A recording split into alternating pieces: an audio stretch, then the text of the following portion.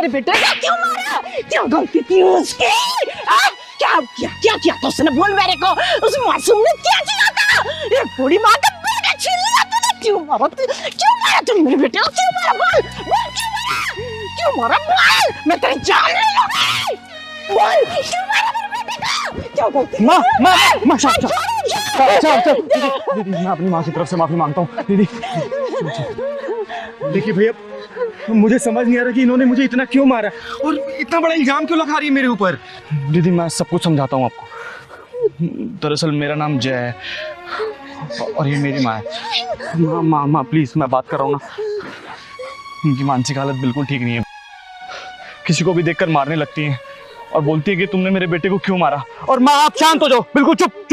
गुस्सा करूंगा फिर मैं। आपको बोला था ना माँ खड़ा रहने को। यहाँ क्या कर रही हैं आप? चुप रहिए एकदम चुप। लेकिन भैया कुछ तो हुआ होगा ना, जो इनकी मानसिक हालत खराब हो गई है, जो किसी को पकड़ के मारे जा रही हैं। ये क्या हुआ था बताइए। वो दरअसल दीदी, मेरा एक छोटा भाई था विजय, मुझसे 1 साल छोटा था। आज से 2 साल पहले तीज के दिन किसी ने उसे बहुत बेरहमी से मार दिया। इतनी बेरहमी से मारा कि उसकी पसलियां तक तोड़ दी। पुलिस पिछले 2 साल से ढूंढ रही मेरे भाई के कातिल को, लेकिन कुछ पता नहीं चला है।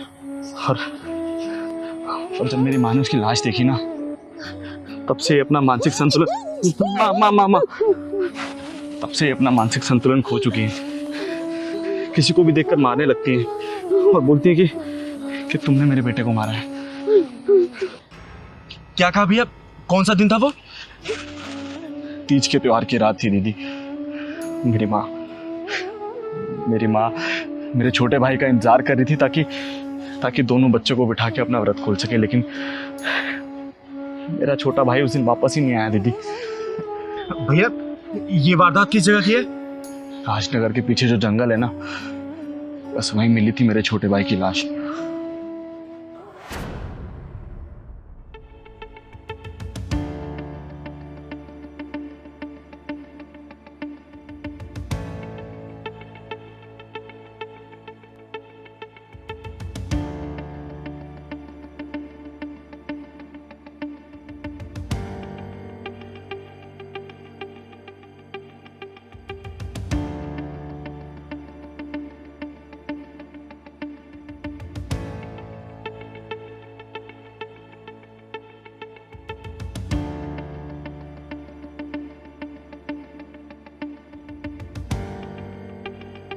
अरे कौन? बचाओ छोड़ो मुझे, चल सांस मत ले। क्या लेके घूम रहे हो? क्या है? बचाओ मुझे कोई।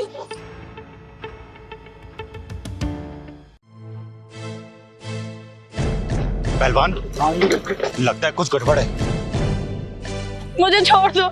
यार तू बचेगी ना, मेरी नजर ना बहुत दिन से तेरे ही ऊपर थी यार, तू बचने वाली में से ना। जो पर छोड़ेंगे नहीं तुम्हें हम। बिल्कुल नहीं छोड़ेंगे आप। प्लीज मुझे जाने दो। बचाओ मुझे, कोई बचाओ।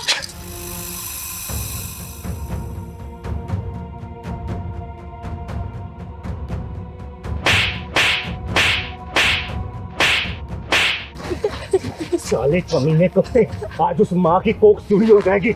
इस कोख से तू पैदा ही है और ये चिंगारी का हाथ है। चिंगारी का हाथ है मतलब फांसी का फंदा।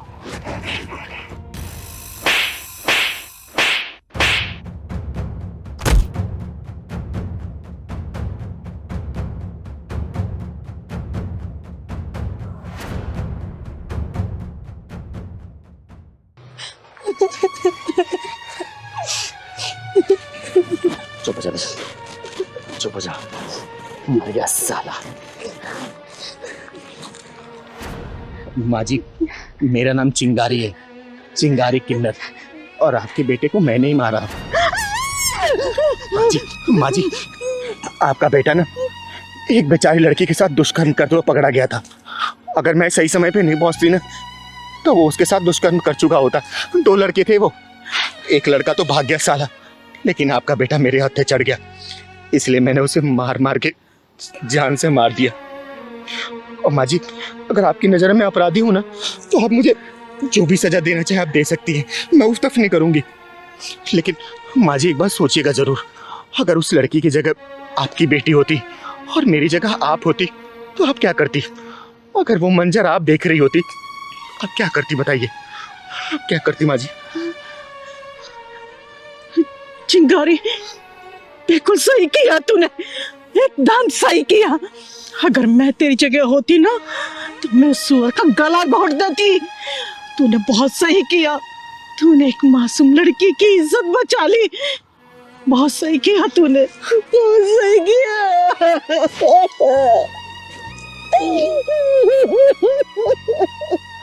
माँ जी संभालिए अपने आप। देखिए मैं आपकी गुनहगार तो जरूर हूँ, लेकिन मैंने किसी घर की इज्जत भी बचाई है, एक लड़की की लाज बचाई है मैंने माँ जी।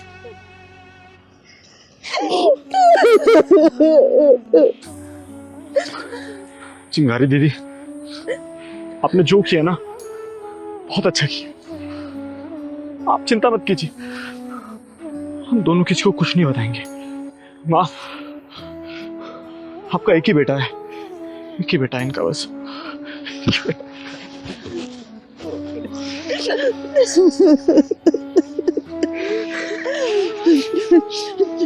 चिंगारी, आज तक मैं उस कुत्ते के लिए रोती रही, लेकिन आज के बाद नहीं रोऊंगी मैं। नफरत करूंगी उससे मैं, नफरत करूंगी उससे मैं, नफरत करूंगी उससे। हाँ, नफरत करूंगी उससे, नफरत करूंगी उससे मैं।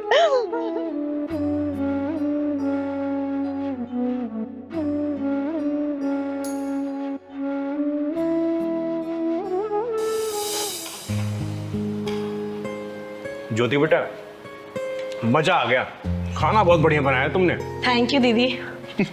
Thank you. ये खाना बनाया है, दाल में कितना नमक है, और ये चावल देख कैसे बनाए तूने। तुझे खाना बनाने नहीं आता? अरे मायके वालों ने कुछ सिखाया है या नहीं? अरे कम से कम तुझे खाना बनाना तो सिखा देते। अरे सुनीता जी, खाना तो अच्छा बनाया है इसने। अरे चिंगारी जी, आप एक मिनट रुकिए। तुझे मेहमान की इज्जत करनी नहीं आती है? ऐसा खाना खिलाते हैं मेहमान को? अरे माँ, चिंगारी दीदी सामने बैठी, क्या कर रही हो आप? रहने दो ना, क्यों सुना रही हो बेचारी को? बुरा लग रहा है उसे। तू चुप कर, जोरू का गुलाम कहीं का। मैं आप लोगों के लिए पानी लेकर आती हूँ।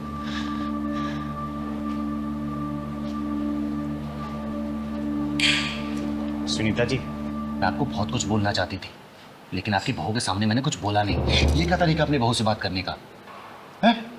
एक बात बताइए, जब आप खुद अपनी बहू की इज्जत नहीं करेंगी तो आपकी इज्जत क्या करेगी? बोलिए ना, ये कोई तरीका है क्या? घर में आए मेहमान के सामने बहू को सुना दिया।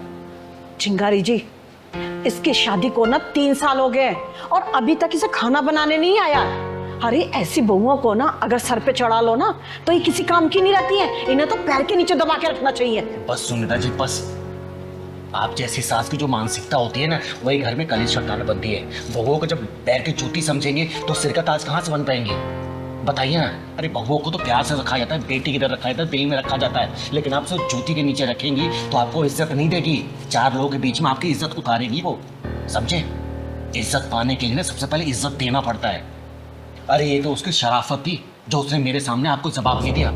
याद रखना, अगर आपकी ऐसी आदत रही ना तो 4 लोगों के बीच में आपकी इज्जत भी यही उतारेगी। फिर आप ढिंढोरा पीटते रहना तो मेरी बहू ऐसे आगे घर में कलेश कर दिया, घर को बांट दिया।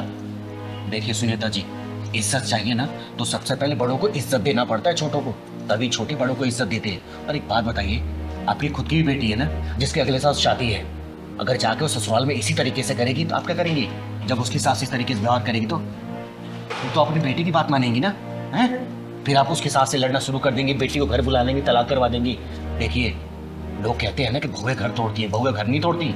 सबसे पहले सास घर में कुछ ना कुछ ऐसी हरकतें करती है तभी बहुएं मजबूर होकर जाकर उसका अपना भांडा फोड़ती है। देखिए सुनीता जी, जब इंसान रोज एक ही काम करता है ना तो कुछ ना कुछ चीज़ें ऊपर नीचे हो ही जाती हैं। कभी नमक ज़्यादा होगा, कभी तेल ज़्यादा हो गया। इसका मतलब ये थोड़ी कि हम उसको 4 लोगों के बीच में सुनाना शुरू कर देंगे।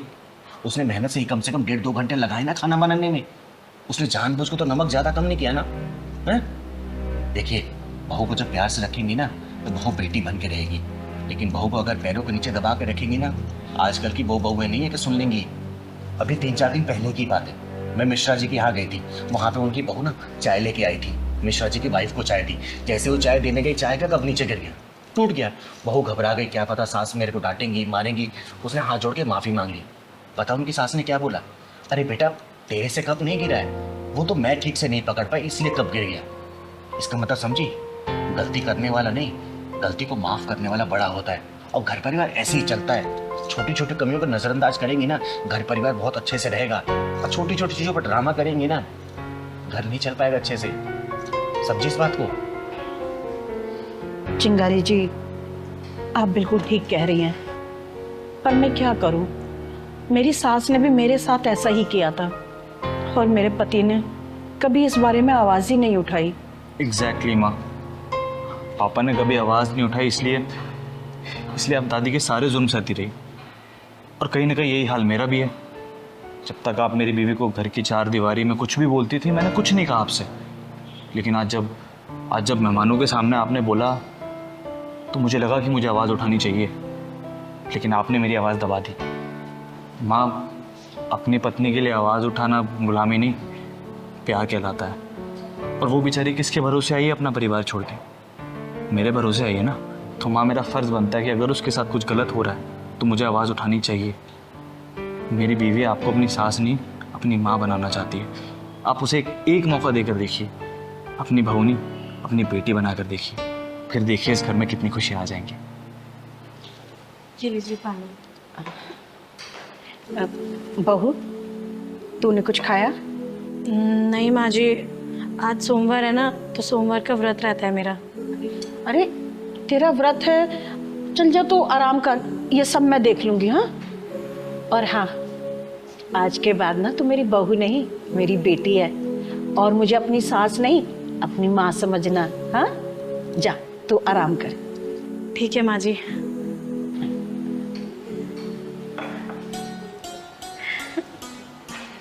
हाँ सुनीता जी, जब सास अपनी बहू को बेटी मानने लग जाएगी ना, तो देखिएगा हर बहुएं अपनी सास को मां मानना शुरू कर देंगी। ठीक है, चलिए अब खाना खाइए। और बेटा सत्यम, अच्छा हुआ जो तूने अपनी आवाज़ उठाई। अगर आवाज़ नहीं उठाता ना, तो ज़िंदगी भर इस तरीके से घुट घुट के रहता। और तेरी माँ बदलती नहीं खुद को। दीदी कहाँ चल रहे हैं? और उस बच्ची को हॉस्पिटल देखने जा रहे हैं ना। अच्छा ठीक है। सारा सामान रख दिया ना? हाँ, सारा सामान रख दिया, और गाड़ी में अब कुछ रखने की जगह भी नहीं है। और दवाइयाँ रख ली हैं? हाँ। दीदी स्कूटी को रोक दिया। पहलवान, वो देख, लगता है ये दोनों अपने माँ बाप को वृद्धाश्रम छोड़ने जा रहे हैं। अरे दीदी कहीं घूमने जा रहे होंगे, कहीं दर्शन करने जा रहे होंगे। बेटा, घूमने जाने वाले ना ऐसे रोते नहीं है। वो देख, उसकी माँ कैसे रो रही है। अरे राधिका, अब रोना धोना छोड़ो, जो भी हमारे साथ होगा देखा जाएगा। मेरा मन नहीं कह रहा है जी, ये जो कुछ भी हो रहा है ये ठीक हो रहा है क्या? अरे सब ठीक हो रहा है, मैं हूं ना, चिंता काहे को करती हो? आज इन दोनों को सबक सिखा के दम जिस पेड़ की छाव में रहकर तुम लोग बड़े हुए हो, उसी पेड़ को काट के सूखने के लिए डालने जा रहे हो तुम लोग। आप गलत समझ रही हैं। ये हम दोनों को छोड़ने के लिए नहीं जा रहे हैं, बल्कि हम दोनों इन दोनों को आश्रम छोड़ने के लिए जा रहे हैं। क्या? हाँ, ये हमें छोड़ने नहीं जा रहे, हम इन्हें छोड़ने जा रहे हैं। माफ करना मुझे, गलतफहमी में आके मैंने आपके साथ बदतमीजी की। माफ करना मुझे। मेरा नाम चिंगारी है, चिंगारी किन्नर, और समाज की बिगड़ी सोच को सुधारने का काम करती हूँ मैं। ये मेरा इकलौता बेटा आकाश और ये मेरी बहू आकांक्षा। दरअसल हम दोनों बूढ़ा बूढ़ी इन दोनों की आंखों में खटक रहे थे। हमारी बहू हमें घर से अलग रहने के लिए कह रही थी, और इससे पहले कि ये हमें अपने घर से अलग करें, हमने इन दोनों को घर से अलग करने का फैसला कर लिया। अरे ये घर मेरा, ये गाड़ी मेरी, कमाई सब कुछ मेरा है, और मेरी कमाई पर अगर अपना कोई हक जताए, ये मुझे मंजूर नहीं है बिल्कुल।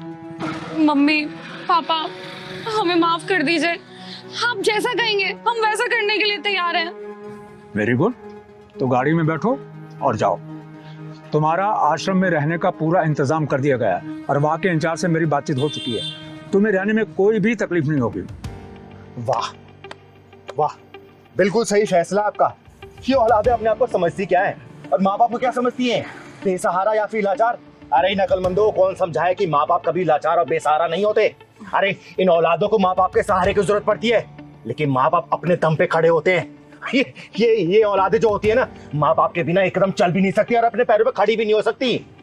चिंगारी जी, हमारी हिम्मत की दीवारें अभी इतनी जर्जर नहीं हुई कि कोई हमारे जज्बातों की छतों को रौंद कर चला जाए। जिनके चलने के लिए हमने रास्तों से कांटे हटाए, वही हमारी राहों में गड्ढा खोदने चले थे। माँ जी, बिल्कुल सही डिसीजन आपका। इससे बहुतों को सीख मिलेगी कि आजकल बच्चे माँ बाप को आश्रम नहीं भेज रहे, बल्कि माँ बाप अपने बच्चों को आश्रम भेज रहे हैं। दीदी, इन्होंने तो उल्टी गंगा बहा के दिखा दिया। सही कह रहा है पहलवान। आज तक तो सबने सीधी गंगा बहती हुई देखी होगी और इन दोनों ने तो उल्टी गंगा ही बहा दी। मजा आ गया भाई। पापा हमें माफ कर दो, हम वहाँ पर नहीं रह सकते हैं। वहाँ का एटमॉस्फेयर हमें सूट नहीं करेगा। अच्छा, तो जो बेटे अपने माँ बाप को आश्रम में भेज देते हैं, उन बेटे को ये समझ नहीं आता क्या कि वहाँ का एटमॉस्फेयर भी उनके माँ बाप को सूट नहीं करेगा? है बेटा, जो डिसीजन मैंने ले लिया है ना, अब मैं उससे पीछे हटने वाला नहीं हूँ। गाड़ी में सामान पैक रखा है तुम्हारा, बैठो और फुर हो जाओ। जाओ। और राधिका, आज हम एक बहुत सुंदर सी मूवी देखने के लिए चले हैं और उसके बाद साथ में बैठकर किसी रेस्टोरेंट में अच्छा खाना भी खाएंगे।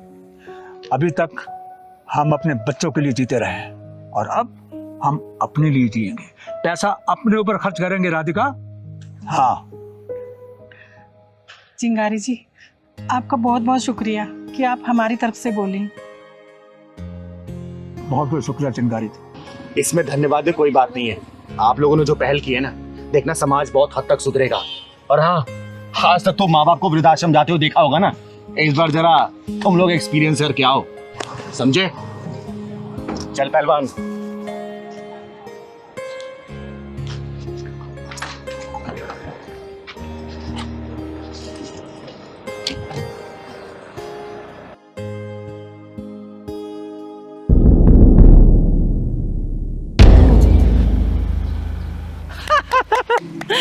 सबको मार डालूंगी, किसी को जिंदा नहीं छोड़ूंगी। सबको मार डालूंगी मैं, कोई जिंदा नहीं बचेगा। हाँ।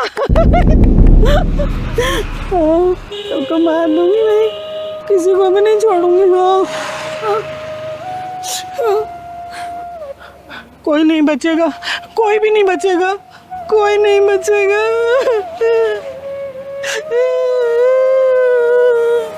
दीदी आप चलो यहाँ से, ये औरत मुझे पागल लग रही है, कहीं हमारे पत्थर न मार दे। नहीं साक्षी बेटा, ये औरत पागल कम घायल ज्यादा लग रही है।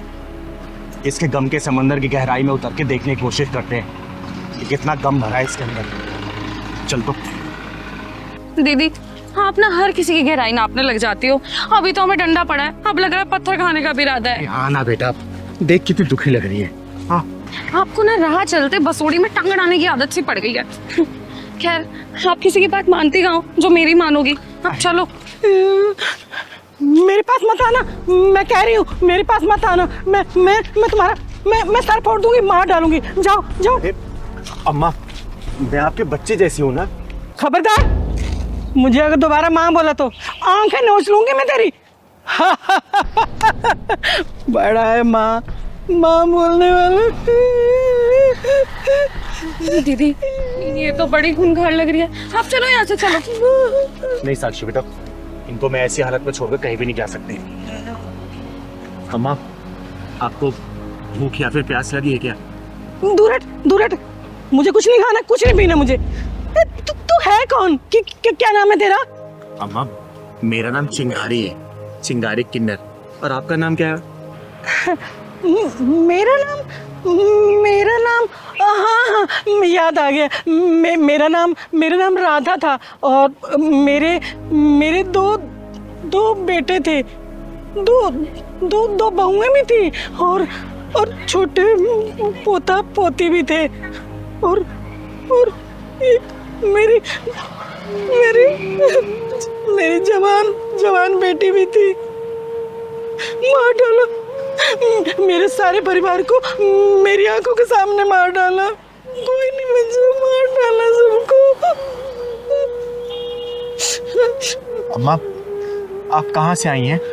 रहती कहाँ हैं आप? मैं कौन हूँ, मैं कहाँ से आई हूँ? हाँ, याद आ गया। वो पड़ोसी देश है ना, मैं वहाँ की रहने वाली थी। घर के आगे मंदिर बनवाना भारी पड़ गया। मेरे बच्चों को मेरे सामने मार डाला, काट डाला मेरे बच्चों को। मेरी जवान बेटी की इज्जत मेरी आंखों के सामने लूट ली। मैं चीखती रही, चिल्लाती रही, उनको बिल्कुल भी तरस नहीं आया। सब खत्म हो गया, सब बर्बाद हो गया, मेरा कुछ नहीं बचा। साक्षी बेटा, इनके जैसे ना जाने कितने लोग सीने में दर्द छुपाए हुए तर भटक रहे होंगे पागलों की तरह। अरे कहाँ गया ईश्वर, कहाँ गया अल्लाह? पड़ोसी देश में मेरे जैसे न जाने कितने लोग मार दिए गए, काट दिए गए। अम्मा, यहाँ आप कहाँ रह रही हैं? अरे मैं तुम्हें कब से ढूंढ रहा हूँ, तुम यहाँ खड़ी हो। अरे क्या कर रही हो यहाँ तुम? चल मेरे साथ। अरे मैं कब से ढूंढ रहा हूँ तुझे।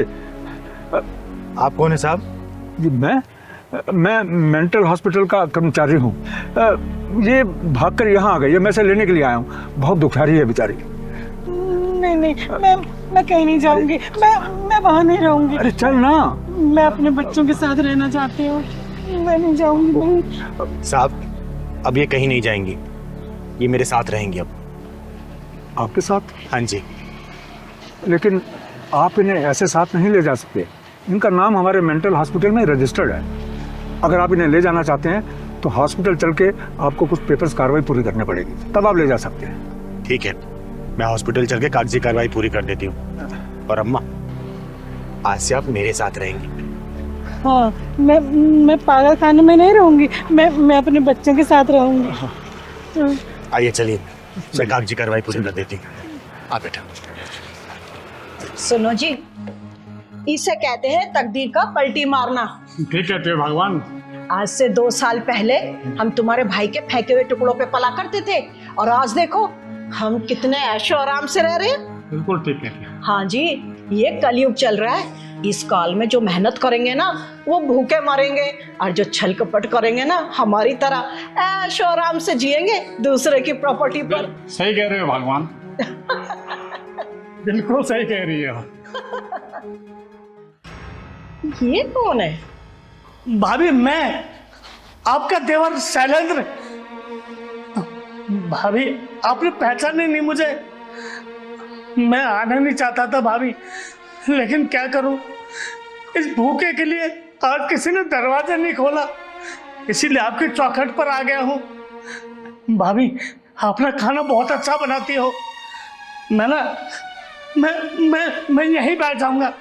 घर में जो भी बना ले आओ भाभी, मैं यहीं खा लूंगा भाभी, यहीं बैठ के खा लूंगा मैं। सुनो जी, अब बैठे बैठे क्या देख रहे हो? धक्के मार के बाहर निकालो ना इसे। जिस घर में बैठ के शैलेंद्र जी को खाना खाना चाहिए, वहां पे तेरे जैसा नीच और लालची भाई बैठ के खाना खा रहा है, और जिसे दूसरों को टुकड़ों पलना चाहिए, यहाँ पे शहंशाहों की तरह जिंदगी जी रहा है। ये बंदा गली गली भीख मांग के खाना खाता है, इसने अपनी आप बीती बताई तभी चिंगारी आई है, समझा? अबे तो है कौन और मेरे घर में घुसे कैसे आई? चिंगारे कन्नर, 2 मुँहे सांपों के लिए तलवार 2 धारी हूं मैं। गौर से मेरी आंखों में देख, चिंगारी हूं मैं, चिंगारी। काट के लाश कर दूंगी, जला कर राख कर दूंगी, समझा? और उस राख को ना हवा में उड़ा दूंगी, समझा? मेरी बदनसीबी देखो चिंगारी जी, अपने ही घर में भीख मांगकर खाना पड़ रहा है मुझे। अबे तू कैसा कलयुगी भाई और तू कैसी कलयुगी भाभी है, जो अपने भाई और अपने देवर को दर दर ठोकर खाने के लिए मजबूर कर दिया। इसी के पैसों पे तुम दोनों ऐश कर रहे हो, और ये बंदा दर दर भीख मांगने के लिए मजबूर हो चुका है। तूने अपनी मर्जी से अपनी सारी प्रॉपर्टी मेरे नाम कर दी थी, कोई जोड़ो से नहीं की थी। हाँ, हमने कोई जोर जबरदस्ती नहीं की थी कि हमारे मत्थे मार दे तू अपनी प्रॉपर्टी। क्या इन्होंने अपनी सारी प्रॉपर्टी तुम दोनों का नाम इसलिए किया था कि तुम दोनों मिलके इन्हें दर दर भटकने में मजबूर कर दो, खाने के लिए तरसा दो? चिंगारी जी, मैंने आपको अपनी 2 साल पुरानी मेडिकल रिपोर्ट दिखाई थी ना, उन दिनों मेरी मानसिक हालत बिल्कुल भी ठीक नहीं थी। जिसका फायदा उठा के इन दोनों ने सब कुछ अपने नाम करवा लिया था, है ना? हाँ चिंगारी जी, इन्होंने धोखा दिया है, विश्वासघात किया है। ये लोग मेरे ही घर में मालिक बनकर बैठे हैं और मैं अपने ही घर में 2 रोटी की भीख मांग रहा हूँ, 2 रोटी की भीख मांग रहा हूँ। फ्रॉड और 420 का ऐसा केस लगवाऊंगी ना कि दोनों के दोनों बाहर की दुनिया देखने के लिए तरस जाओगे, याद रखना। चिंगारी जी, जब कोर्ट में मैं जायदाद के पेपरों पर साइन कर रहा था तो मेरा हाथ कांप रहा था मेरा हाथ। बस इतना सबूत काफी इन दोनों को सजा दिलवाने के लिए। तुम्हारी मानसिक स्थिति ठीक नहीं थी और इन दोनों ने तुम्हें डरा के धमका के तुम्हारा सब कुछ अपने नाम करवा लिया और तुम्हें दूध में पड़ी मक्खी की तरह निकाल के फेंक दिया। ऐसा कुछ भी नहीं था। हाँ, इन्होंने अपनी मर्जी से सब कुछ हमारे नाम किया था। जानती हूं मैं, लेकिन कानून सबूत मांगता है, सबूत, समझे? चिंगारी जी, आपसे हाथ जोड़ के विनती है, इस उम्र में हमारी इज्जत से खिलवाड़ मत कीजिए। तो ठीक है, कल सुबह ही ये घर खाली करके निकल जाओ तुम लोग। हाँ, हम लोग चले जाएंगे, बस आप ना हमारी इज्जत को मत उछालना। चिंगारी जी, हमें माफ कर दीजिए। हाँ चिंगारी जी, हमें माफ कर दीजिए। भैया आप हमें माफ कर दीजिए। Out out.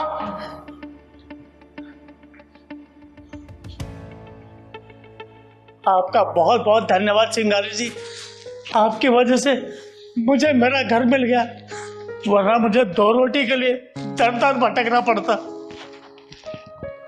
हर मजबूर और लाचारों की छड़ी हूं, इसीलिए तो आप जैसे लोगों के साथ खड़ी हूं।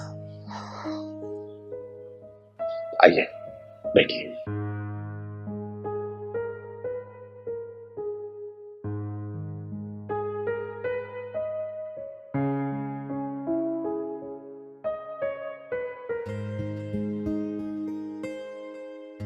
अरे पुष्पेंद्र जी, कहाँ जा रहे भाई बहन दोनों? अरे राम राम चिंगारी जी। अरे राम राम राम राम। कहाँ जा रहे हैं आप लोग? चिंगारी जी, आज मैं बड़े भाई होने का फर्ज निभाने जा रहा हूँ। आप तो जानती हैं चिंगारी जी, मेरी अपनी कोई औलाद नहीं है, मेरी बहन के एक बेटा और एक बेटी है। अरे जानती हूँ पुष्पेंद्र जी, ये तो आपका बड़प्पन है जो अपनी बहन के बारे में इतना सोच रहे हो। चिंगारी जी, मैं बहुत खुश नसीब हूँ जो मुझे इतना प्यार करने वाला भाई मिला है। आजकल की मतलबी दुनिया में भाई बहन का इतना गहरा प्यार बहुत ही कम देखने को मिलता है पुष्पेंद्र जी। चिंगारी जी, आज मैं अपनी सारी चल अचल संपत्ति अपनी बहन के नाम करने जा रहा हूँ। क्या हुआ चिंगारी जी, आपको मेरे फैसले से खुशी नहीं हुई क्या? नहीं पुष्पेंद्र जी, मुझे आपके इस महान फैसले से कतई खुशी नहीं है। चिंगारी जी, अगर मेरा भाई सब कुछ मेरे नाम कर रहा है तो आपको क्या प्रॉब्लम हो रही है? माला बहन, मैं आपकी भी उतनी इज्जत करती हूँ जितनी पुष्पेंद्र भाई जी करती हूँ मैं। फिर चिंगारी जी, जब मेरे भाई ने आपसे कहा कि वो सब कुछ मेरे नाम कर रहा है तो आपको झटका क्यों लगा? माला बहन, मैं ऐसे कई लोगों को जानती हूँ जिन्होंने भावनाओं की लहरों में बहकर अपना सब कुछ रिश्तों किस्ती में डाल के पतवार किसी और के हाथ में थमा दिया है। चिंगारी जी, आप मेरे भाई के मन में मेरे खिलाफ नफरत और जहर घोल रही है। चिंगारी जी, मेरी माला बहन ऐसी नहीं हो सकती है, हम दोनों का प्यार कभी कम नहीं हो सकता। पुष्पेंद्र जी, ऐसे कई लोगों को जानती हूँ जिन्होंने भावनाओं में आकर अपना सब कुछ या तो रिश्तेदारों को नाम कर दिया है या फिर भतीजा भतीजे के नाम पर, सिर्फ ये सोच के कि वो बुढ़ापे का सहारा बनेंगे। मैं आपको सिर्फ एक किस्सा सुनाती हूँ जो सिर्फ 15-20 दिन पहले की बात है। बढ़िया सर, और काम बढ़िया चल रहा है। प्लाट ले लिया तो मकान कब बनवा रहे हो? बस सर अभी तैयारी है, बस मकान। अरे सुनो सुनो सुनो भाइयों, हाँ, मैं भी करोड़पति था। अच्छा। मेरे भी बहुत बड़े कारोबार थे। हाँ। मेरे भी घर में नौकर चाकरों की लाइन लगी रहती थी। अच्छा, तो हम क्या करें सर? भाइयों, मुझे मेरी दरिया दिली न मारा है। भाइयों, कभी भी भावनाओं में बह करके अपना सब कुछ किसी को मत दे देना, किसी का नाम मत कर देना, बर्बाद हो जाओगे, मेरी तरफ बर्बाद हो जाओगे। अबे तो किसने कहा था देने को?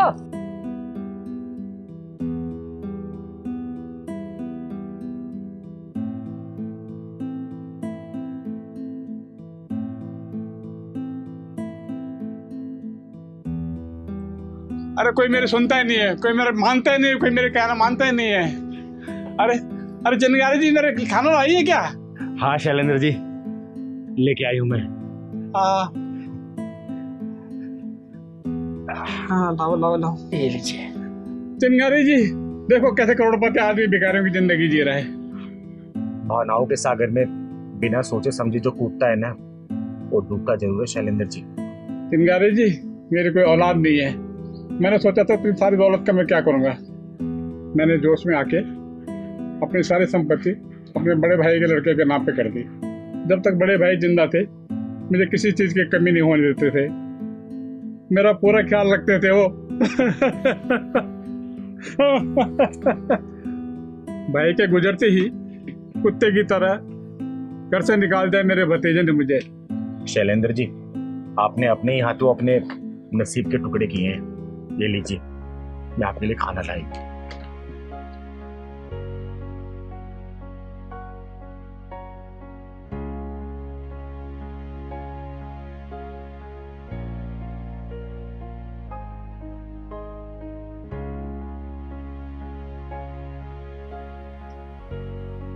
और शैलेंद्र जी, अब जो हुआ सो हुआ, इसमें अब आपका कोई वश नहीं चल सकता।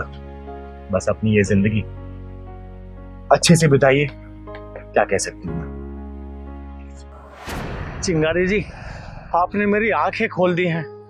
मैं समझ गया हूँ प्रॉपर्टी जिंदगी की बैसाखी होती है और मरने से पहले ये बैसाखी किसी और को नहीं देनी चाहिए। पुष्पेंद्र जी तो गलती करने से बच गए, आप ये गलती करने तो नहीं जा रहे ना? करिएगा मत।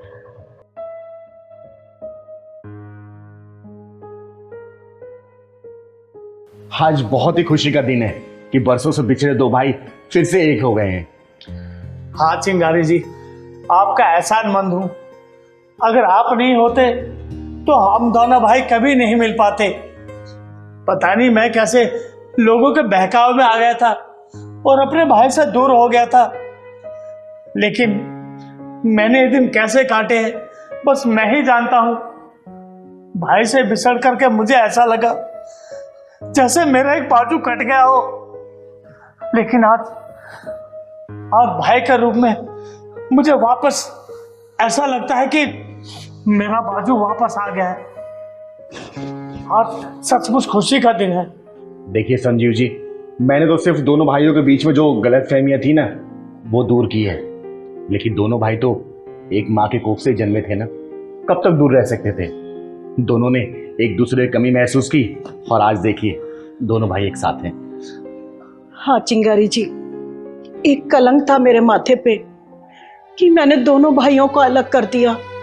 अरे मैं थक गई थी लोगों की बातें सुन सुन के, लेकिन सच्चाई क्या थी ये मैं जानती थी। लेकिन आज ये कलंक मेरे माथे से धुल गया चिंगारी जी। आज ये दोनों भाई एक हो गए, इससे बढ़ के खुशी और कुछ नहीं है। अरे आज तो हमारे घर में दिवाली होनी चाहिए।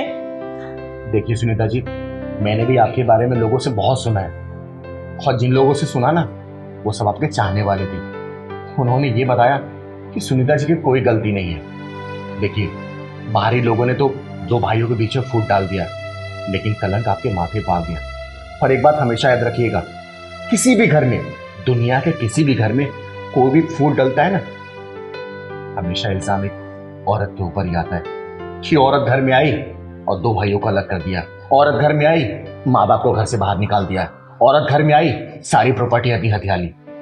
तो देखिए ये कलंक तो आपको जिंदगी भर झेलना ही पड़ेगा, है ना।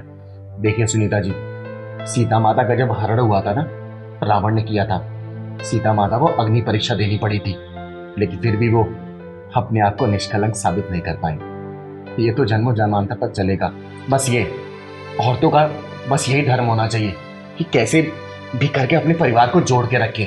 और हाँ, मैं आप लोगों से भी बोलना चाहती हूँ, घर के बाहर लोग क्या बोल रहे हैं ना, वो आपके घर में सिर्फ फूट डालना चाहते हैं। कोई भी किसी की खुशियां देख के खुश नहीं होता है, लेकिन हाँ अगर आप परेशान होंगे ना, नमक और मिर्ची जरूर डालने आएगा। इस बात को आप दोनों भाई भी याद रखिएगा, ठीक है। हाँ चिंगारी जी, आपकी वजह से मुझे मेरा भाई वापस मिल गया है, मुझे सारी दुनिया की खुशी मिल गई है। हाँ चिंगारी जी, आपने लाखों घरों को उजड़ने से बचाया। भगवान आपकी ना लंबी उम्र करे। समाज की बेटी हूँ, समाज के लिए जीऊंगी, और जब तक मेरी सांसें चल रही है ना, समाज का भला ही करती रहूंगी, समझी? किशोरी कुछ ऐसा इंतजाम हो जाए, जुबां पे राधा राधा राधा नाम हो जाए। कितना प्यारा गाना गा रहे हैं दोनों बच्चे। हाँ दीदी बहुत अच्छा है। आप तो जरा। किशोरी कुछ ऐसा इंतजाम हो जाए, किशोरी कुछ ऐसा इंतजाम हो जाए, जुबां पे राधा राधा राधा नाम हो जाए, जुबां पे राधा राधा राधा नाम हो जाए, किशोरी कुछ ऐसा इंतजाम हो जाए। कितना प्यारा गाना गा रहे हो तुम लोग, इतना प्यारा भजन। इतने अच्छे सिंगर हो के भी ये भीख मांग रहे हो। दीदी हम भीख ना मांगेंगे ना तो हमें भूखा रहना पड़ेगा। बेटा तुम्हारे घर में और कौन कौन है? हमारी मम्मी है, उनका एक पैर खराब है, वो चल नहीं पाती है। बच्चों ये गाना कहाँ से सीखा, किसने सिखाया? हमको हमारी मम्मी गाना सिखाती है। अच्छा बच्चों तुम दोनों का घर कहाँ है? स्कूल के पीछे हमारा घर है। बच्चों क्या हम तुम्हारी मम्मी से मिल सकते हैं? हाँ दीदी मिल सकती हो, चलो हमारे साथ। हरे कृष्णा हरे कृष्णा। आपका नाम क्या है बेटा? और आपका? रुद्र। मम्मी देखो आपसे कोई मिलने आया है। अरे बैठिए, आप बैठिए। नमस्ते, मेरा नाम चिंगारी है, चिंगारी किन्नर। नमस्ते दीदी। माँ ये दीदी आपसे मिलना चाहती थी। आइए दीदी बैठिए। बहन शायद आपको पता नहीं होगा कि आपके घर में दो अनमोल रत्न ने जन्म लिया है, जिनके गले में साक्षात सरस्वती जी का वास है। कितना सुरीला गाते हैं ये दोनों। बहन आपका नाम क्या है? दीदी हमारा नाम रागिनी सरगम है। अरे वाह क्या नाम है, रागनी। तभी तो आपके बच्चे इतने सुरीले हैं। दीदी गरीब इंसान कितना भी गुणी क्यों ना हो, उसकी गरीबी सारे गुणों पर भारी पड़ती है। और मैं जानती हूँ कि मेरे बच्चे फुटपाथ पर गाते गाते ही बड़े होंगे और एक दिन गुमनाम मौत की गोद में सो जाएंगे। नहीं रागिनी बहन, ऐसा नहीं होगा। ये दोनों बच्चे आपकी जिंदगी से अंधेरा दूर करने के लिए पैदा हुए हैं। ये दोनों अपने सुरों की रोशनी से आपकी गरीबी के अंधेरे को दूर करेंगे, और देखना आपकी ये जिल्लत भरी जिंदगी ना यही बच्चे दूर करेंगे। यही। दीदी ऐसी बातें सुन के दिल को तसल्ली तो मिल जाती है, लेकिन सच्चाई क्या है इससे मैं अच्छी तरह वाकिफ हूँ। ऐसी बात नहीं है रागिनी बहन, मैं एक बहुत बड़ी म्यूजिक कंपनी जिसका नाम है फटाफट प्रोडक्शन, उनके मालिक श्री केसी चौधरी जी को जानती हूँ। बहुत ही नेक दिल इंसान है, और मुझे पूरा विश्वास है इन दोनों बच्चों की गायकी सुन के इन्हें वो गाने का मौका जरूर देंगे, और ये दोनों बच्चे गायकी में अपना परचम लहराएंगे। याद रखना इस बात को। सच दीदी, क्या हमारे गाने की रिकॉर्डिंग होगी? क्या दीदी हमारे गाने को सब लोग देखेंगे? हाँ मेरे बच्चों, आपके गाने को लोग सुनेंगे भी और सारी दुनिया देखेगी भी। दीदी हमें अपनी किस्मत पे भरोसा नहीं होता कि हमें भी अच्छे दिन दिखाएगी।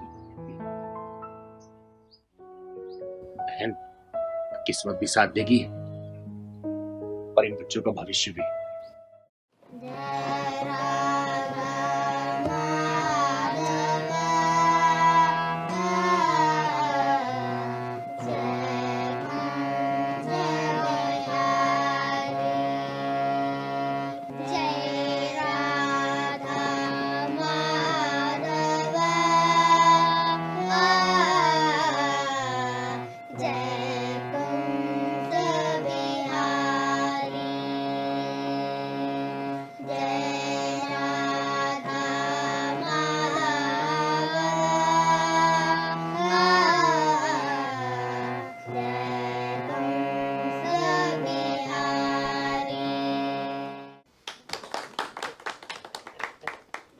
सर कैसा लगा आपको बच्चों का गाना? चिंगारी जी माइंड ब्लोइंग, फैंटास्टिक। ये कल के हमारे उभरते हुए सितारे हैं। तो फिर बच्चों को चांस देगी हमारी कंपनी? बिल्कुल, क्यों नहीं देगी।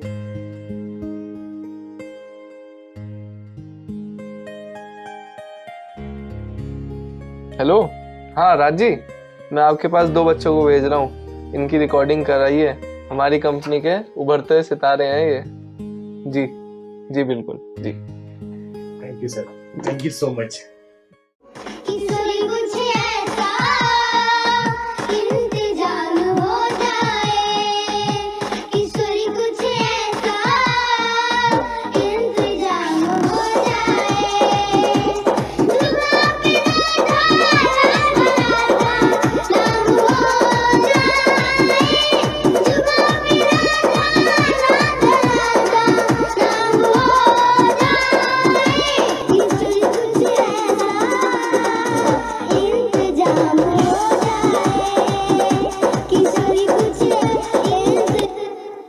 तपस्या और रुद्र दोनों बेटा मिलकर गाओ और एक साथ गाओ, रिदम से चिपक कर, ठीक है? और सुर प्रॉपर लगाओ बेटा, जैसे यहाँ पे गाए थे।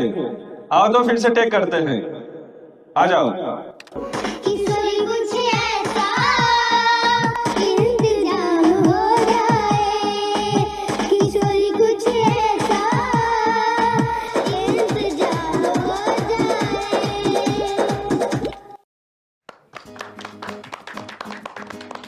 आज ये हमारी कंपनी के लिए बड़ा प्राउड मोमेंट है कि ये दोनों लिटिल स्टार जिस मुकाम पे पहुंचे हैं और पब्लिक के दिलों में राज किया इन्होंने। बहुत ही कम समय में बहुत अच्छे इन्होंने गाने प्रस्तुत किए हैं और आप सब लोगों का बहुत प्यार मिला इनको, और इसका टोटल श्रेय चिंगारी जी को जाता है। चिंगारी जी ने इनकी कला को पहचाना और वो कंपनी में इन बच्चों को लेके आए, और देखो आज बच्चों की इस कला की वजह से किस मुकाम पे ये बच्चे पहुंचे हैं। आप सबने जो प्यार दिया है, मैं चाहूंगा कि चिंगारी जी इनके बारे में 2 शब्द कहें। चौधरी साहब, ये तो आपका बड़प्पन है जो आप पूरा श्रेय मुझे दे रहे हैं। हालांकि मैंने कुछ भी नहीं किया है, मैंने तो सिर्फ इन दोनों बच्चों को सिर्फ रास्ता दिखाया है। मैंने बहुत नाम सुना था कि फटाफट प्रोडक्शन कंपनी हर उस अच्छे सिंगर को मौका देती है जिनके अंदर वो काबिलियत होती है। मैंने इन बच्चों को सिर्फ एक जगह दिखाया और चौधरी साहब ने भरोसा करके इन बच्चों को गाने का मौका दिया, और आज देखिए ये बच्चे कामयाबी की ऊंचाई को छू रहे हैं। इन बच्चों ने ये जरूर साबित कर दिया कि मेहनत और लगन से कामयाबी की ऊंचाई को छुआ जा सकता है। इनकी माँ जो कि पैरों से अपंग है, इन्होंने अपने बच्चों को सुरों के वो पंख लगा दिए जिन पंखों के सहारे ये बच्चे आसमान में उड़ के कामयाबी को चूम रहे हैं। धन्यवाद। चिंगारी दीदी, आपने मेरे बच्चों को फुटपाथ से उठाकर आकाश की ऊंचाइयों तक पहुंचा दिया। आपका बहुत बहुत धन्यवाद। मैं आपका एहसान कभी नहीं भूलूंगी दीदी। अरे नहीं बहन, इसमें एहसान वाली क्या बात है। मैंने क्या किया, मैंने तो सिर्फ रास्ता दिखाया, बाकी तो आपकी लगन और आपके बच्चों की मेहनत है। हमेशा खुश रहिए आप लोग। इसी तरीके से फटाफट प्रोडक्शन को प्यार दुलार आशीर्वाद देते रहे ताकि ये कंपनी दिन दुनी रात चौगुनी तरक्की करते रहे। और ये तो सिर्फ एक ट्रेलर है, पिक्चर अभी बाकी है दोस्तों देखना। इस कंपनी से बहुत सारे सुरीले सिंगर आते रहेंगे और कामयाबी वहां तक चूमेंगे। बहुत बहुत धन्यवाद। क्या हो बेटा, किसने कुछ कहा है क्या तुमको? हाँ बेटा, किसी ने मारा है क्या, बता। मम्मी पापा ने डांटा क्या, बताओ, बोलो बेटा। दीदी, मेरे मम्मी पापा मुझसे प्यार नहीं करते। क्या मतलब बेटा? दीदी, मेरे मम्मी पापा ने लव मैरिज की थी और मेरे पैदा होने पर। बोलो बेटा, बोलो, रुक क्यों गए? दीदी, मम्मी पापा में रोज लड़ाई होती है और पापा कहते हैं कि मैं उनकी औलाद नहीं है, और मम्मी कहती है कि जहर दे दो। फिर ऐसे घटिया लोगों को जिंदा रहने का कोई अधिकार नहीं है। लव मैरिज करके बच्चा तो पैदा कर लिया, अब बच्चे से नफरत करने लगे। दीदी, मम्मी पापा मुझे घर में अकेले छोड़ के चले जाते हैं और मुझे घर में अकेले रहना पड़ता है। स्कूल नहीं जाते हो क्या बेटा? पापा ने मेरी पढ़ाई भी छुड़वा दिया है। लो उत्सव बेटा, ये खा लो। पापा मुझे घर में अकेले बहुत डर लगता है। डर लगता है तो मैं क्या करूं? तुमने इसकी पढ़ाई क्यों छुड़वाई?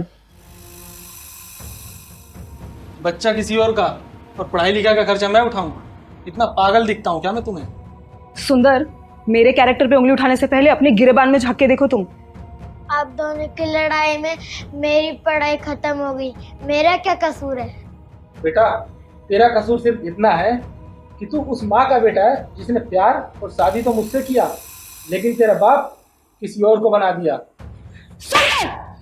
मैं तुम्हारी हर बात बर्दाश्त करती रही, ये सोचकर कि मेरा परिवार खराब ना हो और इस बच्चे का फ्यूचर खराब ना हो। अरे इसका फ्यूचर तो उसी दिन खराब हो गया था जिस दिन तूने मुझे धोखा दे करके अपने यार से मिल करके इस बच्चे की नींव रखी थी होटल के बंद कमरे में। तेरा कसूर नहीं है इसमें, दोष तो मेरा है जो मैंने तेरे ऊपर विश्वास करके तेरे प्यार के जाल में फंसी थी। औरत के ऊपर उंगली उठाना तो बहुत आसान है और उसके कैरेक्टर पर उंगली उठाना तो उससे भी ज्यादा आसान है, लेकिन अपने दिल में झांककर अपने मन के आईने में अपना असली चेहरा देखना बहुत ही मुश्किल है सुंदर बाबू। अरे तेरे कहने का मतलब क्या है? मैं कैरेक्टर लेस हूं क्या? मुझे पूछने के बजाय अपनी आत्मा से पूछ, जवाब मिल जाएगा। पापा आप कहते हैं कि मैं आपका बेटा नहीं हूँ, तो मैं किसका बेटा हूँ? मेरा बाप कौन है? अरे अपनी माँ से पूछ कि तेरा बाप कौन है। और रिया, तूने मुझ पर हाथ उठा करके ये तो साबित कर दिया कि तू मांग में सिंदूर तो मेरे नाम का भरती है, पर तेरे मन के मांग में अभी भी तेरा यार बसता है। मुझे आज पता चला कि लव मैरिज के रिश्ते चलते क्यों नहीं है, क्यों बिखर जाते हैं ये लव मैरिज के रिश्ते। क्योंकि शादी के पहले लड़का लड़की के बीच में वो सब हो जाता है जो शादी के बाद होना चाहिए, और जब एक आदमी का मन एक औरत से भर जाता है ना, तो वो एक औरत के सिर्फ और सिर्फ कैरेक्टर में उंगली उठाता है। एक काम करो, मार दो इस बच्ची को, जहर दे दो इसे। ओए बंद कर तू ये अपनी बकवास, वरना तेरे साथ तेरे इस सपोले को भी ठिकाने लगा दूंगा। शादी के पहले का प्यार वो तलवार है जो शादी होने के बाद अपने परिवार का गला काटता है। अरे क्यों नहीं समझ पाते दुनिया वाले कि शादी अगर परिवार की मर्जी से हो ना तो ही टिक पाती है, लव मैरिज का कोई ठिकाना नहीं है। लेकिन नहीं, किसी को समझना ही नहीं है। कोई ड्रम में जाता है, कोई रेलवे ट्रैक पे जाता है, कुछ नहीं समझ पा रहे दुनिया वाले। और आजकल के लौंडे लौंडिया, उनका तो कहना ही बेकार है। दीदी इस बच्चे का क्या कसूर है कि दोनों के बीच में पीस रहा?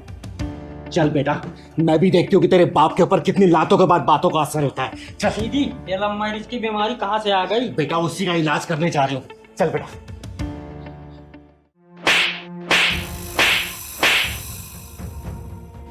ओए भिखमंगी किन्नर, तेरी हिम्मत कैसे हुई मुझे थप्पड़ मारने की? ओए, उसी तरीके से जिस तरीके से तूने इस बच्चे की माँ को बोला कि ये बच्चा तेरा नहीं है। तो आप ही है ना वो गरीबों और मजबूरों की मसीहा चिंगारी जी?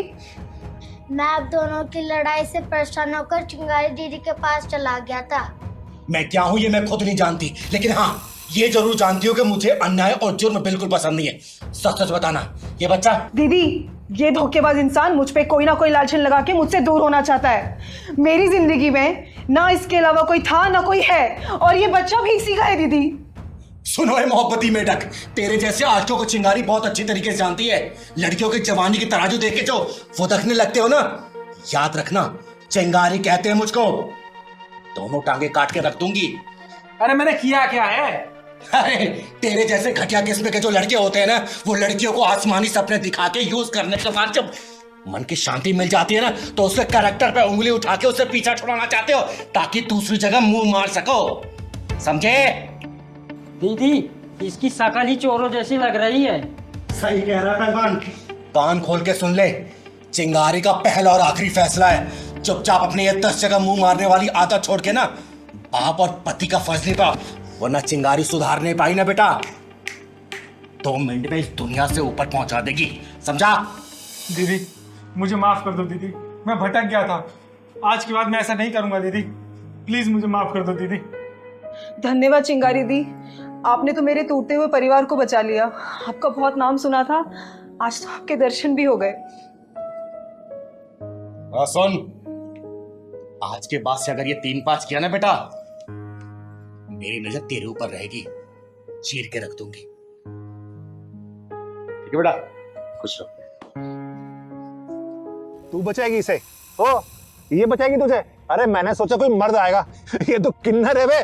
सुन, यह नामर्दों की बस्ती है, यहाँ कोई मर्द और नामर्द नहीं आएगा। और तेरे लिए तो चिंगारी अकेले काफी है। तेरे पिछवाड़े में दम हो ना, दोबारा इसको हाथ ला के दिखा दे, मैं भी देखती हूँ कितना बुता तेरे पिछवाड़े में लगाना। और सुन, किन्नर है ना, किन्नर का काम कर, मर्द मत बना साली। बंदे, जिस दिन किन्नर का काम देख लेगा ना, अपनी जिंदगी से नफरत करने लग जाएगा, समझा? चल निकल यहाँ से। बताओ। बस उसमें यही साइड में रोक दो, यही मेरा ऑफिस है। अच्छा, इधर ही? हाँ जी भैया। ठीक। अरे कितने पैसे हुए भैया? एक सेकंड, मैं बताता हूँ जरा। अरे आप शीशा देख रहे हो भैया, मैंने आपसे पैसा पूछा है। अच्छा, पैसे एक सेकंड। मैम 350। लेकिन फेयर तो 150 रुपए का दिखा रहा था। मैम मेरे पास तो 350 है, तो 350 ही मांगूंगा ना। देखो भैया, मैंने 150 रुपए का बुक किया था, मैं 150 ही दे सकती हूँ, इससे ज्यादा एक भी नहीं दूंगी। मैडम एक बात बताओ, ट्रैफिक कितना था, आपने वहाँ पे मुझे रुकवाया, ठीक है, अब फिर बढ़ गया तो इसमें मैं क्या करूँ? तो 350 है तो वो पूरे लेने पड़ेंगे ना। मेरी गलती से फेयर नहीं बढ़ा है, ट्रैफिक था तो इसमें मेरी गलती नहीं है। मैं 150 रुपए फेयर दिखा रहा था, मैं 150 आपको दे रही हूँ। मैडम पैसे तो आपको देने पड़ेंगे 350 रुपए, चाहे हंस के दो चाहे रो के दो। भैया मैं 150 रुपए से एक भी रुपए फालतू नहीं देने वाली हूँ। वहाँ पे 150 रुपए फाइनल हुआ था और 150 ही दूंगी, ठीक है? लूटी मचा रखी है आप लोगों ने तो। मैडम जो गूगल ने रास्ता बताया मैं उसी रास्ते से आया हूँ ना, तो 350 रुपए बन गए ना, मैं क्या करूँ इसमें? गूगल के रास्ते से नहीं आए हो आप, घुमा फिरा के लेके आए और मैं ना अपने ऑफिस के लिए लेट हो रही हूँ। पकड़ो ये पैसे। हेलो, क्या बदतमीजी है, बगैर पैसे देके भाग रहे हो? सुनो मैडम, मुझे उंगली टेढ़ी करने का मौका मत दो, उसे सीधी रहने दो, समझ गई ना?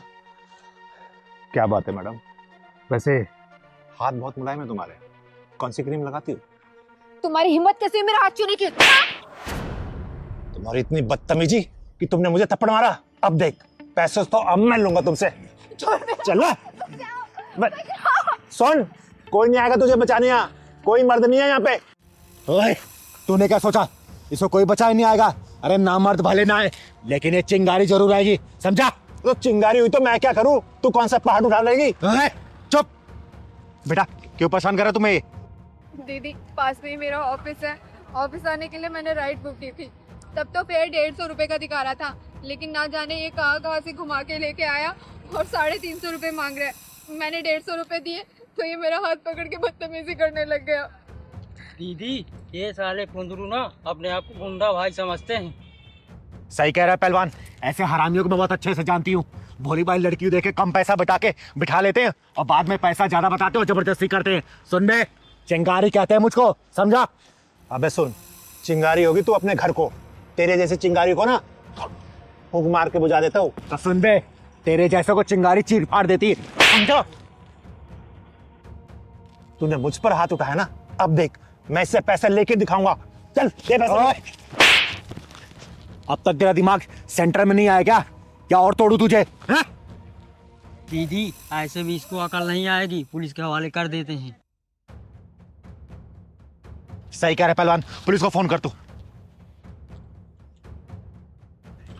एक कम रुक रुक रुक, इन सालों के पिछवाड़ा जब तक लाल ना करो ना, तब तक इनकी अकल ठिकाने नहीं आती। अभी बेईमानी के पैसे कितने दिन चला लोगे तुम लोग? हैं? बेईमानी के पैसे ऐड के तुम्हारे औलादी बेईमान बन जाएगी। तुम्हारे खून में जब बेईमानी घुसेगी ना, तुम्हारी औलादी बेईमान निकलेगी, समझे? ईमानदारी से कमाओ ना, क्या दिक्कत है? सुन, चाहूं ना तुझे पुलिस के हवाले कर सकती हूँ, लेकिन शक्ल तू बाल बच्चों वाला लग रहा है। मैं समझ गया दीदी, मैं मानता हूँ मुझसे गलती हुई है, लेकिन मैं भटक गया था। मैंने सोचा कि सबसे डबल पैसे मांगूंगा, जल्दी अमीर बन जाऊंगा, लेकिन ये मेरी गलती थी, मुझे माफ कर दो। मैं अभी ईमानदारी से चलाऊंगा। कितने पैसे होते रहे? 150 है ना? वो दे दिए। दे दिए ना? चल निकल। सॉरी।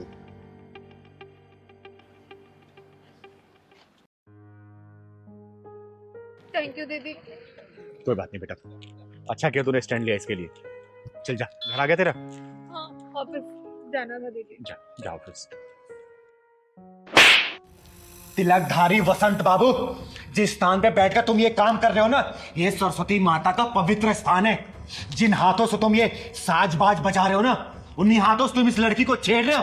अरे तुम्हें चुल्लू भर पानी में डूब मरना चाहिए। तुमने संगीत और संगीत के शिक्षा का नाम मिट्टी मिला दिया है।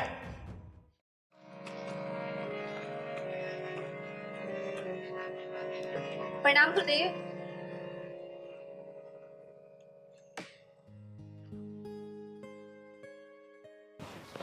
अरे प्रणाम दीपा, कैसी हो तुम? मैं अच्छी हूँ गुरुदेव। आप बस मुझे ये बताइए कि मेरी रिकॉर्डिंग कब होगी। मैं तो आपको अगले 6 महीने तक की फीस भी जमा कर चुकी हूँ। अरे हाँ तो दीपा, पहले ये बताओ कि तुम्हारा रियाज कैसे चल रहा है, और तुम्हारी ये उंगलियां ठीक से रियाज कर रही है ना? हाँ गुरुदेव, रियाज तो सब बहुत अच्छा चल रहा है और सारी प्रैक्टिसेस मैं कर रही हूँ जो आपने मुझे बताई हैं। अच्छा एक सेकंड, ये गले में कोई दिक्कत तो नहीं है ना? नहीं नहीं गुरुदेव, गले में कैसी दिक्कत? मतलब कोई खिंच खिंच आवाज, मतलब रियाज ठीक से है ना? अरे नहीं नहीं गुरुदेव, आपने सारी प्रैक्टिसेस जो मुझे बताई है ना वो बहुत ही स्मूथ है। एक बात बताओ दीपा, अगर तुम यूं ही लगन से सीखती रहोगे ना तो सच में तुम एक दिन बहुत बड़ी सिंगर बन जाओगी। गुरुदेव हाथ छोड़ो मेरा, ये क्या कर रहे हैं आप? इसमें बुरा मानने की क्या बात है, म्यूजिक ऐसे ही सिखाया जाता है। आओ मेरे पास आओ, अरे आओ ना। नहीं नहीं। ओहो फिर बुरा मान गई, आओ इधर आओ। अच्छा आओ ना एक बार, तुम इधर बैठो मेरे पास, आ जाओ। मैं इसको इधर कर लेता हूँ और आराम से ना बिल्कुल फ्री माइंड होके चलो करो रियाज।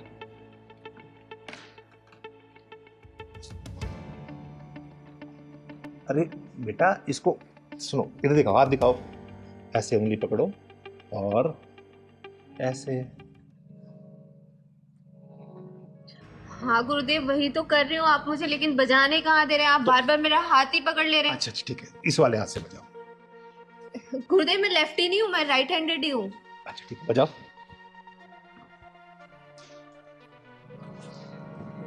वैसे दीपा एक बात बताओ, तुम बहुत जल्दी में सीख गई हो।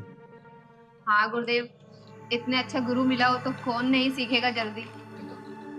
वो तो मैं हूँ गुरु, ये तो तुम्हारा बड़प्पन है कि तुम मुझे अच्छा गुरु मानती हो। अरे बजाओ ना, रुक क्यों गई, बजाओ। अरे यार इधर आओ, देखो। गुरुदेव ये पियानो थोड़ी ना है, हारमोनियम है। हारमोनियम को तो हारमोनियम के तरीके से ही बजाया जाएगा। अच्छा तो बजाओ। ये जो आपने मुझे प्रैक्टिस कराई थी, ये प्रैक्टिस हुआ है। गुरुदेव मुझे लगता है आपको मुझे सिखाने से ज्यादा मेरे ऊपर ध्यान है। सही तो पकड़ा, तुम्हारे ऊपर ही तो ध्यान है। देखो अगर मैं तुम्हारे ऊपर ध्यान नहीं दूंगा तो तुम सीखोगी कैसे? फिर कैसे सीखोगी बताओ जरा। इसलिए मेरा ध्यान इधर नहीं, तुम्हारे ऊपर है, ताकि तुम जल्दी सीख जाओ। चलो बजाओ बजाओ। और एक बात बताओ, जब तक हम थोड़ा रोमांस नहीं करेंगे ना तो मैं फील ही नहीं आ रहा। और ये क्या, एक काम करो, तुम इसे उतार दो। अरे आराम से बिंदास होके बैठो। क्या हुआ? अरे ये शर्म वरम सब छोड़ दो, एकदम बिंदास हो जाओ। रोमांटिक म्यूजिक बन रहा है ना, जल्दी शूट होगा। और मैं तो ये चाहता हूँ कि हीरोइन भी तुम ही हो। और समझ गई ना, तुम्हें हीरोइन बनाऊंगा मैं। वैसे तुम खूबसूरत बहुत हो बेबी, सच बता।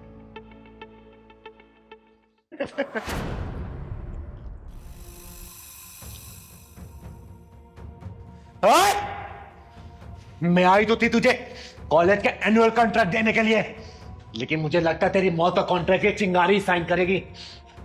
दीदी अच्छा आप टाइम से आ गई, वरना न जाने ये मेरे साथ क्या करता। तो चिंता मत कर बेटा, चिंगारी राइट टाइम पे राइट जगह ही पहुंचती है। तिलकधारी वसंत बाबू, बहुत नाम सुना है तेरा मैंने कि तू बहुत बड़ा म्यूजिक टीचर है। सोचा था मेरे बच्चों का भविष्य ना तेरे हाथों में आएगा तो उज्जवल होगा, बहुत बड़े सिंगर बनेंगे ये। लेकिन तू म्यूजिक टीचर और संगीत के नाम पे कलंक है, कलंक। अरे दीदी ऐसी कोई बात नहीं, मैं तो इसे म्यूजिक सिखा रहा था, पता नहीं क्यों बुरा मान गई। मैंने कोई गलत किया तुम्हारे साथ? नहीं नहीं दीदी ये झूठ बोल रहा है। ये रोजाना मेरे साथ ऐसी उठपटांग हरकतें करता रहता था, लेकिन आज तो उसने हद ही पार कर दी। साले, गुरु और शिष्य का रिश्ता बहुत ही पवित्र होता है, एक गरिमा होती है उसकी। लेकिन तूने ये हरकत करके ना गुरु नाम को कलंकित कर दिया है। अरे भरोसा उठ जाएगा लोगों का गुरु नाम से। देखो दीदी, जैसा आप सोच रही है वैसा नहीं हो। पता नहीं मुझे क्या हो गया, बस मैं इसकी खूबसूरती देख के भटक गया। अच्छा, इसकी खूबसूरती देख के तू भटक गया था? एक काम कर, देख मेरी खूबसूरती और जरा भटक के दिखा ना। आ दिखा। दीदी मैं मान तो मेरे से गलती हो गई, बोल रहा हूँ ना आपको, आज के बाद मैं हर शिष्य को अपनी बहन मानूंगा। देख तिलकधारी वसंत बाबू, तो ब्राह्मण कुल से आता है, इसलिए तेरे ऊपर हाथ नहीं उठा रही हूं, वरना अब तक तुझे चीर के रख देती। समझा? पहली और आखिरी दफा वार्निंग दे रही हूं, आज के बाद से तूने ऐसी घिनौनी हरकत की ना, तेरे इस हारमोनियम के साथ ही ना तेरी कब्र यहीं खोद दूंगी। समझा? और सुन बेटा, आज के बाद से इस साले के पास से संगीत सीखने की कोई जरूरत नहीं है, ठीक है? और तो सुन, तू जहां जहां जिस स्कूल में जाके पढ़ाता है ना, सब कॉन्ट्रैक्ट कैंसिल कराऊंगी मैं। समझा? चल। दीदी ऐसे मत करो, मेरे बाल बच्चे भूखे मर जाएंगे। तेरे बाल बच्चों को पता भी तो चलना चाहिए कि उसका बाप क्या कर रहा है। चल बेटा। तो मैं माफी मांग रहा हूँ ना आपसे दीदी। माफी अपने जेब में रख।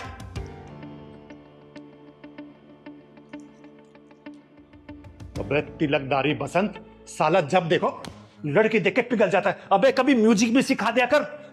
लड़की लड़की लड़की। आज के बाद में मैं लड़की नहीं छोड़ूंगा, ये तो पक्का है, नहीं तो किन्नर आके मुझे फिर मारेगी। वैसे बहुत तेज मारती है, शुक्र ढक्कन नहीं लगाया उसने। ए सरस्वती माता, मुझे माफ कर।